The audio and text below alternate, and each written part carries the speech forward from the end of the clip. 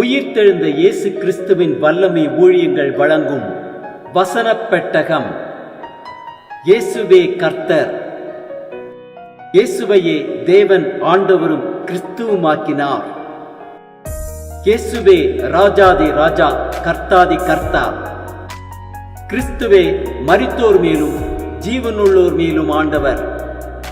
கிறிஸ்துவே போதகரும் ஆண்டவருமாயிருக்கிறார். வசனப் பெட்டகத்தின் இன்றைய தின கருப்பொருள்: கர்த்தர் நம்மேல் வைத்திருக்கும் திட்டம்.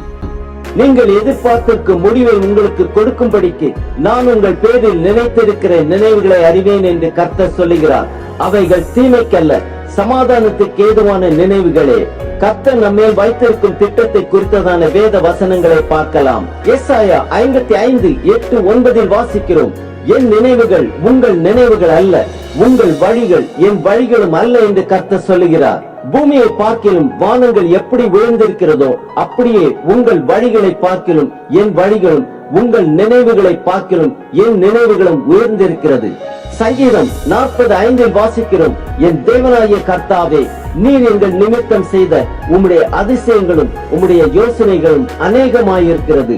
ஒருவரும் அவைகளை உமக்கு விவரித்து சொல்ல முடியாது.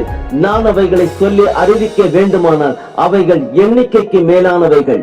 நீதிமொழிகள் 19:21 வாசிக்கிறோம். மனுஷனுடைய இருதயத்தின் எண்ணங்கள் அநேகம், ஆனாலும் கர்த்தருடைய யோசனையே நிலைநிற்கும். 1 கொரிந்தியர் 2:10 வாசிக்கிறோம். நமக்கோ தேவன் அவைகளை தமது ஆவியினாலே வெளிப்படுத்தினார்.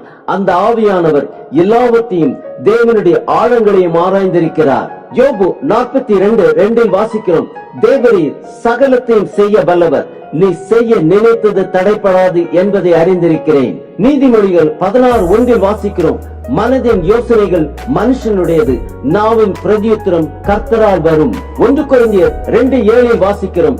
உலக தோற்றத்திற்கு முன்னே தேவன் நம்முடைய மகிமைக்காக ஏற்படுத்தினதும் மறைக்கப்பட்டதுமாயிருந்த ரகசியமான தேவ ஞானத்தையே பேசுகிறோம். நீதிமொழிகள் 16:3 வாசிக்கிறோம். உன் செய்கைகளை கர்த்தருக்கு ஒப்புவி, அப்பொழுது உன் யோசனைகள் உறுதிப்படும். எபிரேயர் 11:40 வாசிக்கிறோம். அவர்கள் நம்மையல்லாமல் பூரணராகாதபடிக்கு விசேஷித்த நன்மையானதுண்டே தேவன் நமக்கென்று முன்னதாக நியமித்திருக்கிறார். ரோமர் 8:28 வாசிக்கிறோம். அன்றியும் அவருடைய தீர்மானத்தின்படி அழைக்கப்பட்டவர்களாய் தேவனிடத்தில் அன்பு கூறுகிறவர்களுக்கு சகலமும் நன்மைக்கு ஏதுவாக நடக்கிறது என்று அறிந்திருக்கிறோம். யோபு 36:26 வாசிக்கிறோம். இதோ தேவன் மகத்துவம் உள்ளவர், நாம் அவரை அறிய முடியாது, அவருடைய வருஷங்களின் இலக்கம் ஆராய்ந்து முடியாது. சங்கீதம் 18:30 வாசிக்கிறோம். தேவனுடைய வழி உத்தமமானது, கர்த்தருடைய வசனம் புடமிடப்பட்டது, தம்மை நம்புகிற அனைவருக்கும் அவர் கேடகமாயிருக்கிறார். எபேசியர் 1:9-10 வாசிக்கிறோம். காலங்கள் நிறைவேறும் போது விளங்கும் நியமத்தின்படி பரலோகத்தில் இருக்கிறவைகளும் பூலோகத்தில் இருக்கிறவைகளுமாகிய சகலமும் கிறிஸ்துவுக்குள்ளே கூட்டப்பட வேண்டும் என்று தமக்குள்ளே தீர்மானித்திருந்த தம்முடைய தயவுள்ள சித்தத்தின் ரகசியத்தை எங்களுக்கு அறிவித்தார். கொலோசையர் 1:27 வாசிக்கிறோம். புறஜாதிகளுக்குள்ளே விளங்கிய இந்த ரகசியத்தில் உள்ள மகிமையின் ஐஸ்வர்யம் என்னதென்று தேவன் தம்முடைய பரிசுத்தவான்களுக்கு தெரியப்படுத்த சித்தமானார். கிறிஸ்துவான ஒரு மகிமையின் நம்பிக்கையாக உங்களுக்குள் இருப்பதே அந்த ரகசியம். ஏசாயா 46:10 வாசிக்கிறோம். என் ஆலோசனை நிலை நிற்கும், எனக்கு சித்தமானவைகளை எல்லாம் செய்வேன் என்று கர்த்தர் சொல்லுகிறார். எரேமியா 10:23 வாசிக்கிறோம். கர்த்தாவே, மனுஷனுடைய வழி அவனாலே ஆகிறதல்லவென்றும் தன் நடைகளை நடத்துவது நடத்துகிறவனாலே ஆகிறதல்லவென்றும் அறிவேன். ஏசாயா 14:27 வாசிக்கிறோம். சேனைகளின் கர்த்தர் இப்படி நிர்ணயித்திருக்கிறார், யார் அதை வியர்த்தமாக்குவான்? அவருடைய கை நீட்டப்பட்டிருக்கிறது, யார் அதை திருப்புவான்? நீதிமொழிகள் 16:9 வாசிக்கிறோம்.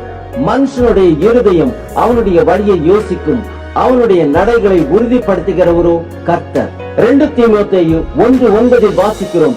அவர் நம்முடைய கிரியைகளின்படி நம்மை ரட்சியாமல் தம்முடைய தீர்மானத்தின்படியும் ஆதி காலம் முதல் கிறிஸ்து இயேசுக்குள் நமக்கு அருளப்பட்ட கிருபையின்படியும் நம்மை ரட்சித்து பரிசுத்த அழைப்பினாலே அழைத்தார். ஆம், கர்த்தருடைய சித்தத்திற்கு நம்மை ஒப்புக் கொடுப்போம், அவரே காரியத்தை வாய்க்க பண்ணுவார்.